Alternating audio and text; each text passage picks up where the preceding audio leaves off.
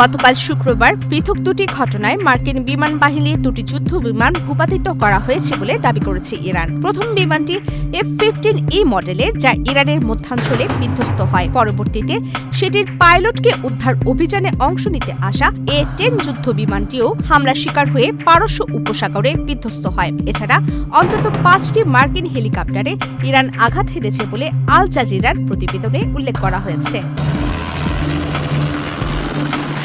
বিধ্বস্ত F-15E বিমানের একজন পাইলটকে উদ্ধার করা সম্ভব হলেও অন্যজন এখনও নিখোঁজ রয়েছেন। উদ্ধারকারী দলের উপর ছোট অস্ত্র ও বিমান বিধ্বংসী ব্যবস্থা থেকে হামলা চালানো হয়েছে।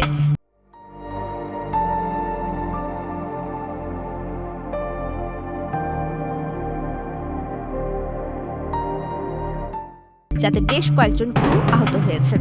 বর্তমানে নিখোঁজ পাইলটকে খুঁজে বের করতে যুক্তরাষ্ট্র ও ইরান উভয় পক্ষই রুদ্ধশ্বাস প্রতিযোগিতায় নেমেছে। সামরিক বিশেষজ্ঞদের মতে এটি বর্তমানে বিশ্বের অন্যতম বিপজ্জনক সামরিক অভিযানে পরিণত হয়েছে।